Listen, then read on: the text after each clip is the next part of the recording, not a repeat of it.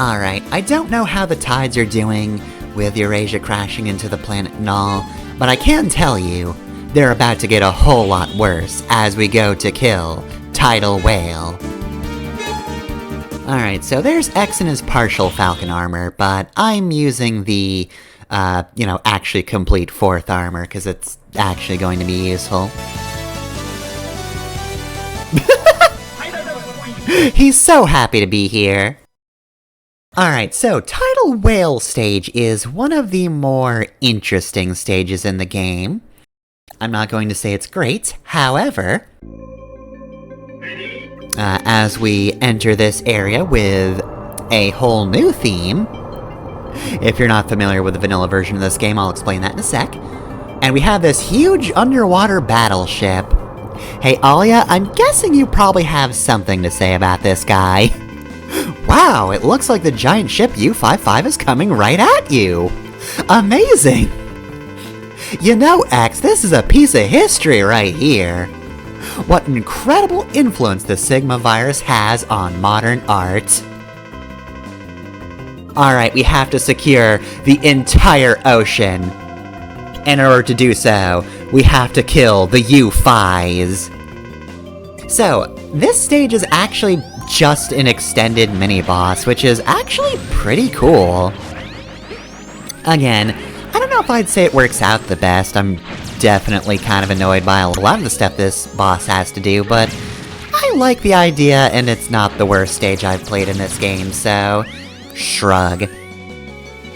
Anyway, though, if you're wondering about the song, this track is called Deep Sea, and in the vanilla version, it is an unused song. Instead, in vanilla, this stage actually has a remix of Bubble Crab stage from Mega Man X2. So, not terrible, honestly, but considering the track exists, it is weird that they decided to go with an old one, but I like the song. I like the original song, rather. It's a good one, and I don't mind hearing it again, but I also don't mind an original piece being slipped in. So, since most of this stage is just this guy in various forms, this part's an auto-scroller where he just tries to shoot beams at you, I figure now is probably the best time to mention the translation of this game. Of course, the hack has retranslated a lot of the script. Like many things, back in the day, a lot of translations in general, Capcom just really did not give a lot of resources at all to translation. I want to say this is just the usual, like, they had a guy or two translating, and they just had to shoulder most of the work, so, you know, there's certainly flaws to the script. Though, to be fair, also a few flaws to the rewrite that this hack did as well. Not that many. Just a few typos here and there that I've noticed, but, you know, for the most part, I think this script does a much better job of sort of conveying things in a much more organized and understandable way, whereas the original script kind of, didn't. There's a lot of, confusing lines, a lot of things that, might take a moment to try and figure out, hey, what the heck is this actually saying?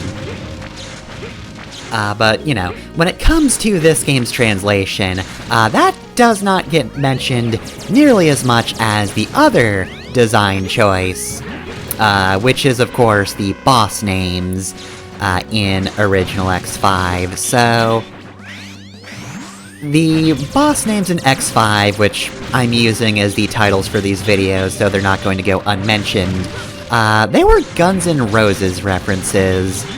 So, I believe the main source of information on this is from Allison Quartz, who you may know as the voice actress for Claire Redfield in the earlier Resident Evil games, amongst other things, who was the wife of one of the translators at the time. I don't think that translator has been mentioned by name, at least not from what I looked up, but yeah, no. Apparently he was a big fan of Guns N' Roses, so Allison was like, hey, you should make the boss names Guns N' Roses references. And he was like, okay. It's probably an oversimplification, but whatever. And like many things, the internet got real mad at it, just like, way too angry. Just kind of over the top. So, okay, I will say it's not the best decision overall to suddenly change the way the bosses are named. I think, in the long run, not great. I'm not going to be angry about it, though. I don't think it's inherently a bad thing, and to be honest, I feel like if that was the decision they made at the start of the X Games, fewer people would have cared about it that much. Like, my problem with it is mainly just consistency, right? Like, we have had 4 games where the boss names are adjective, animal name, and that's it. And so it's weird to just suddenly change that out of nowhere. Look, a lot of us are trying to grasp for consistency, and that's not something we get too terribly often from, large projects with multiple people. I mean, in terms of gameplay, do you think the team that made this game is the same that made X1? God, no. I don't think the team that made X2 is the same as the one that made X1, and this was many years later. So, like, at least we can get consistency from translations, right? That's why everybody's was mad at the whole changed from Robotnik to Eggman thing back in the day, because, like, it's been Robotnik for Americans for years, why are we changing it now? But, yeah, other than the people who will always be like, this isn't a direct translation, I don't think anyone would have cared if it was always just, like, some kind of band name reference for boss names. I think it's kind of charming for the most part. Like, speaking as somebody who does not know Guns N' Roses that well, I don't know what the fuck a Skyver is. That one's lost on me, so, that as a reference doesn't do anything for me personally. However, even as somebody who doesn't really care much about Guns N' Roses, Duff McWhalen's such a better name than Tidal Whale, I'm sorry. Look, with Tidal Whale, it's just a whale that has to do with the tides. Duff McWhalen kicks ass. Anybody who says otherwise is wrong. Though, yeah, the only reason I'm married to, like, the X-bosses being the way they are is because that's how it is since the start, Icy Penguigo must always be Icy Penguigo now. And to be fair, the other reason is, like, there is an overlap between Mega Man X boss names and Mother Base code names, and you know what? I'm always amused by that fact, so I kind of appreciate X being the way it is for that reason, too.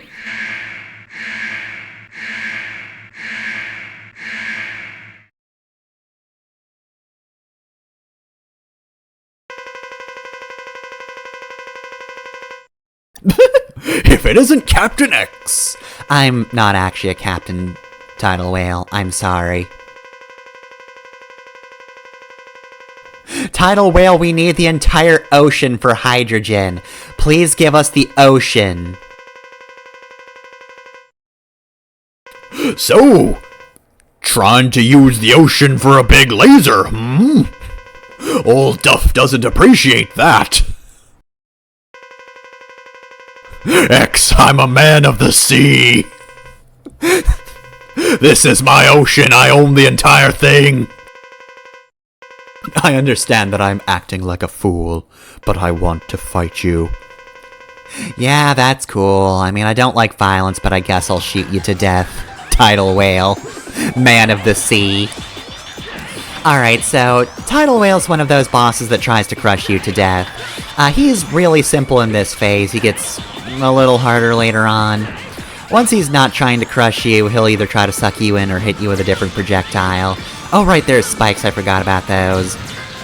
I genuinely don't remember if these are kill spikes. I don't think they are, usually boss spikes aren't kill spikes, but genuinely they're so easy to dodge and I forgot to check that I don't know. Usually I figure it out, like, at some point. I usually have some kind of retake where that comes into effect, I get killed or just damaged by a spike. Same thing to me in these runs, anyway, but, like, In the case of Old Tidal Whale, it just never happened. That part was never a problem. And maybe it's because the 4th armor is just real broken, but like, I mean, I've got it, so why would I squander it? Alright, so Tidal Whale's over there now, so he's going to try to kill you with spikes, which, I will tell you, those spikes do kill you. I can say with 100% certainty that those spikes are murder spikes. They're not boss spikes, though, they're room spikes. They're completely different.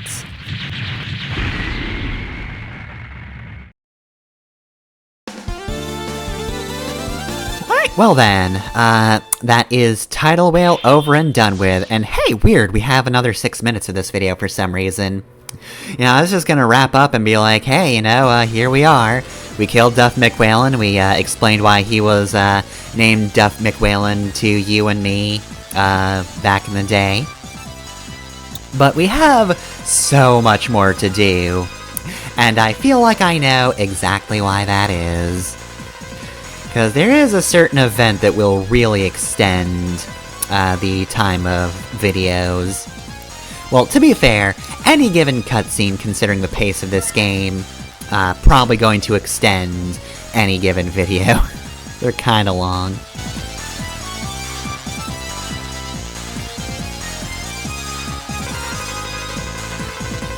Alright, we can produce hydrogen from this ocean.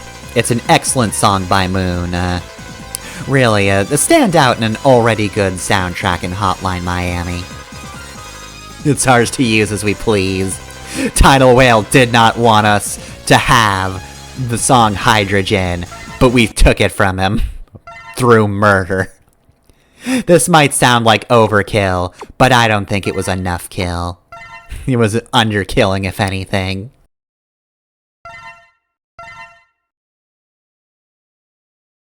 Alright, so who's gonna butt their head in?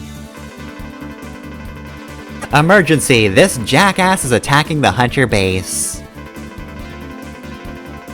So yes, a couple times in the game, Dynamo will appear to fuck with you, and waste an hour of your time, before the colony crashes, so, since X was busy with the mission today, I guess it falls to 0 to stop this sudden attack. There he is, it's Dynamo. Smug motherfucker. Alright, so, okay, I make fun of him a lot because he deserves it, but I do like Dynamo. He's just such an ass. Ready? I don't think we are. So yeah, Dynamo's just the guy who doesn't care about anything, but like stylishly.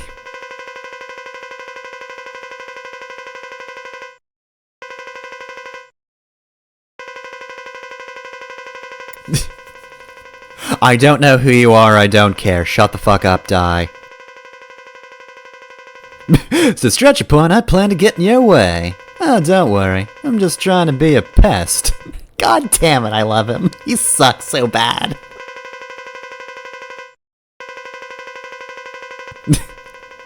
Since I know you can't get your kicks without fighting to the death, right?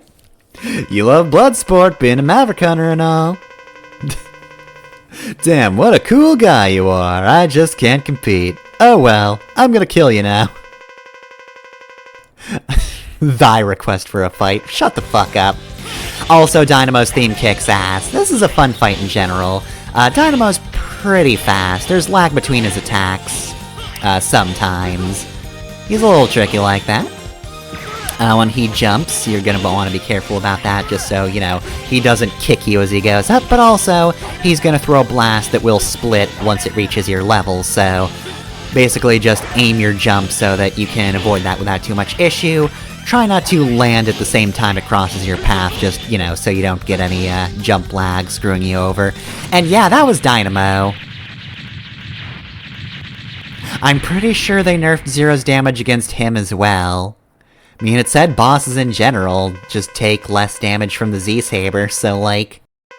yeah, I can see why they nerfed the Z-Saber attack power.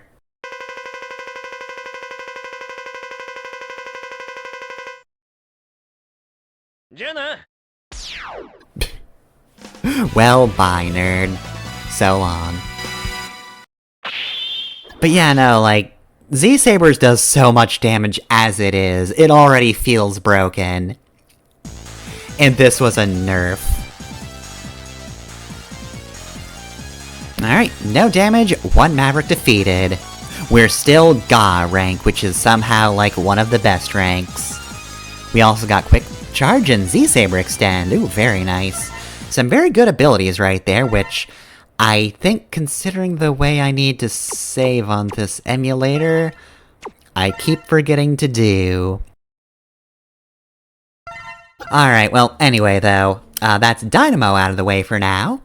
Which means we're free to return to the main bosses, without him standing outside of our door going, hey, you wanna fight me, don't ya? Don't ya? Okay, so I do equip things this time, but I wanna say it's gonna be a little bit before we see this screen again, even though I think we're gonna get some good abilities in the future that are just not gonna go to use. Anyway, that's it. Duff McWhalen died. The end.